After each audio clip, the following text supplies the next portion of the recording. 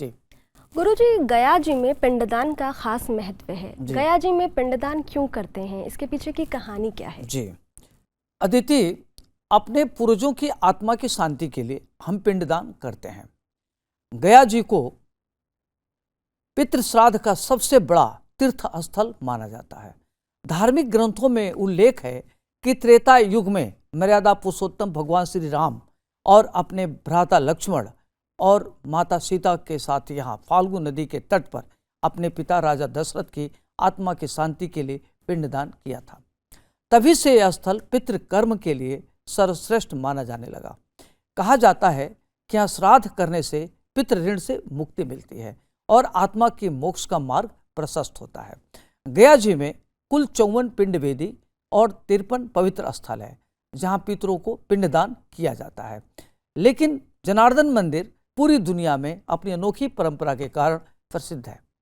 यह मंदिर भस्मकूट पर्वत पर मां मंगला गौरी मंदिर के उत्तर में स्थित है। मान्यता है कि यहाँ भगवान विष्णु स्वयं जनार्दन स्वामी के रूप में पिंड ग्रहण करते हैं। यही कारण है कि यहाँ जीवित व्यक्ति भी अपनी श्राद्ध कर सकता है, जिसे आत्म श्राद्ध कहा जाता है।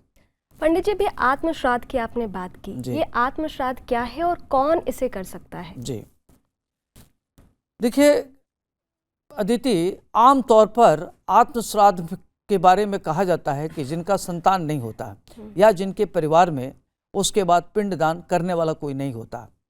इसके अलावा वैराग्य भाव में संसार से दूर हो चुके साधु संत, गृह त्यागी लोग भी यहाँ कर आत्म श्राद्ध करते हैं। उनका मानना होता है कि इस प्रक्रिया से मृत्यु के बाद उन्हें मोक्ष की प्राप्ति निश्चित होगी। आत्म श्राद्ध की पूरी प्रक्रिया 3 दिनों तक चलती है। सबसे पहले श्रद्धालु गया जी पहुंचकर वैष्णव सिद्धि का संकल्प लेते हैं और अपने पापों का प्रायश्चित करते हैं। तत्पश्चात भगवान जनार्दन स्वामी के मंदिर में विधिवत पूजा अर्चना और मंत्र जाप करते हैं।